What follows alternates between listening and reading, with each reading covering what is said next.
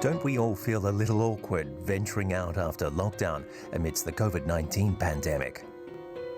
Deciding how close to get to someone or how far to stay away, holding back a handshake or hug. One wrong move can be a question of life or death. The fears are real, and they're communicated subconsciously through body language. Considering how highly social humans are, how's all this affecting us?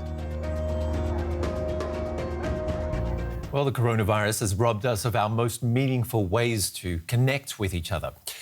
It's a little sad. It can be stressful too, having to take so much into consideration every time you leave the perceived safety of your own four walls. The coronavirus has turned the world upside down. How has it affected us? Since the lockdown in March, researchers from the University of Basel have been using cameras to document how we adapt to daily life, how we behave, and how we act and move during the pandemic. I must constantly decide with my body where to stand. And these are micro decisions, the bodily movements. Should I sit here or 5 centimeters further away? These are the things that we are recording.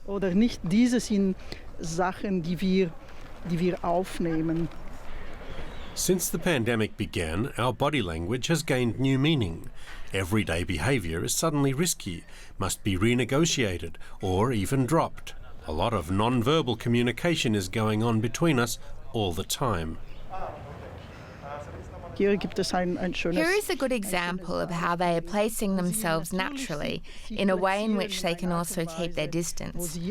And these are micro decisions that people make constantly. We're studying the activity of people distancing themselves, how they really do it, moment by moment and 1 second at a time. A few days later, the experts analyse their findings at the University of Basel. They discuss and try to interpret every dialogue, every action, and every tiny bodily movement. One scene at a time, image by image. The findings from the 100 hours of video material should one day help to better understand humans as social beings. The coronavirus pandemic is almost a stroke of luck for this unique research project. We've only had 2 waves now. What's really going to happen? Will there be a 3rd or a 4th wave? Are there constants? Are there routines that will remain in the long run? That's what's interesting about human interactions. They've already discovered one thing in Basel. We constantly adapt our interactions to a given risk situation, and we do it quickly. That's a finding that could also benefit coronavirus strategies. Understanding how people really tick can help devise rules and measures that people will actually follow. And let's talk more in depth with Lorenzo Mondada, whom you saw in that report. Has COVID-19 fundamentally changed the way humans interact with each other? Yes, of course, it seems to have changed quite a big deal of things. Now, in order to understand these changes, I think we have to think about social interaction as, even though it might seem a bit chaotic sometimes, as having its own organization, its own order. And what COVID has provoked is the arrival of a lot of external norms, external measures for prevention, for health, safety, for risk. And one of the motors of the change, but also the problematicity of this change, is that sometimes these measures might intrude with an external normativity in the endogenous organic order of social interaction. And this is one fascinating things that we are looking at the project I'm leading in Basel. What about cultural differences? As an Australian, the Germans would get way too close to me, often invading my personal space. But I'm actually enjoying having all this space to myself now because of the pandemic. Cultural variation is a big thing, and for sure, on certain details, it will make things easy for certain kinds of groups rather than others. If we take the example of greetings that we have studied in my project, for sure, greetings are hugely variable. But if you look at the structural, functional aspects of greetings, you will see that each culture has the same problems to solve with greetings, showing reciprocity, showing recognition and identification, organizing the entry in interaction in a coordinated way. So those are the kind of basic principles that greetings in a way make possible. And the way in which, the format in which they make this is made possible might be subject of huge variation. And so if you use rather in your culture haptic formats, so formats where you touch a lot, which means you interact in close distance, you might have more difficulties than in a culture where haptic formats are not so important. At the end of the day, it's the connection we're all looking for. How severe is the impact of social distancing on human connection? Yeah, in the social sciences, we are pretty critical of the notion of social distancing, because what we are witnessing with COVID is a physical distancing, which is not always and not automatically social distancing. It has, of course, a social aspect. It has a cultural aspect. But we have to think about the fact that distance is variable in social life.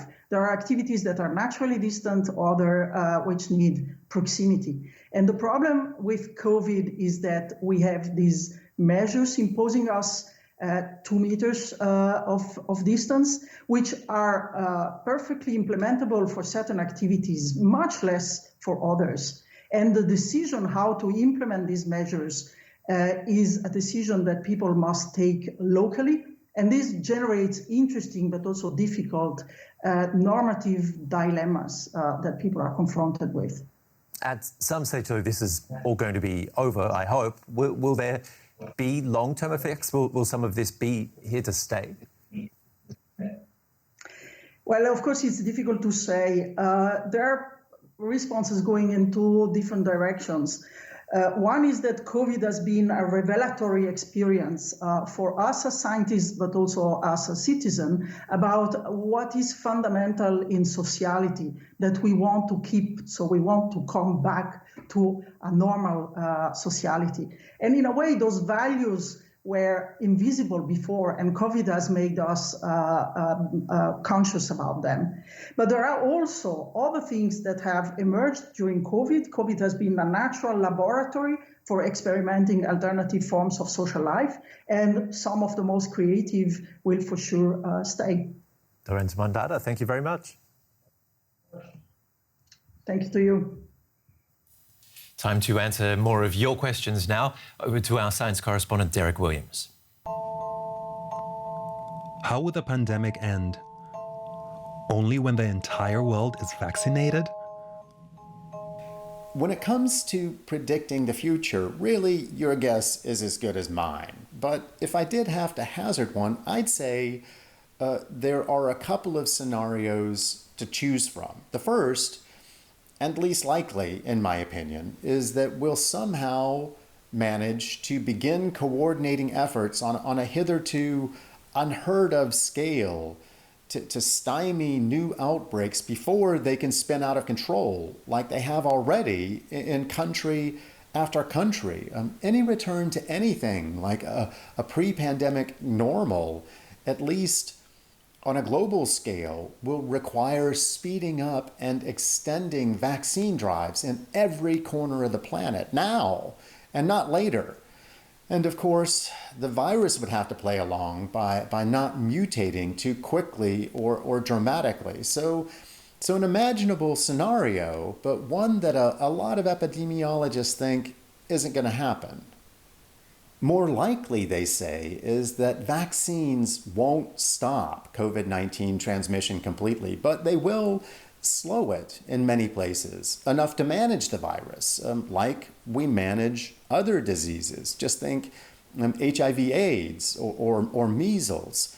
In that scenario, SARS-CoV-2 would become endemic and possibly seasonal, like the flu, and would have to be held in check by active measures like regular vaccine updates and as yet undeveloped medications. People would continue to be infected by it and continue to die from it. But over time, as large fractions of populations acquire some degree of immunity for at least a while through infection or vaccines, a lot of experts think the disease could grow less deadly, at least at the societal scale. So instead of thinking about when the pandemic will end, to me, it now makes more sense to formulate this question as when will we get back to something approaching pre-pandemic normalcy? And I think that could happen by the end of the summer in some places, like here in Europe. In many others, barring new developments, I expect it to take several years. That's my guess. Finally, the Games get underway in Tokyo in a couple months, and organisers have been trying out one of the newest additions, skateboarding. The athletes met at Ariake Urban Sports Park to show off their tricks. No spectators, strict hygiene measures though to keep COVID at bay. Concerns about hosting the big event continue to grow. 350,000 people have signed a petition. The president of the Olympic Committee officially acknowledged the petition and says the committee takes any concerns seriously. It's unclear, though, if there'll be any changes to the Games. Thanks for watching and stay safe. I'll see you again very soon here on DW. Bye-bye.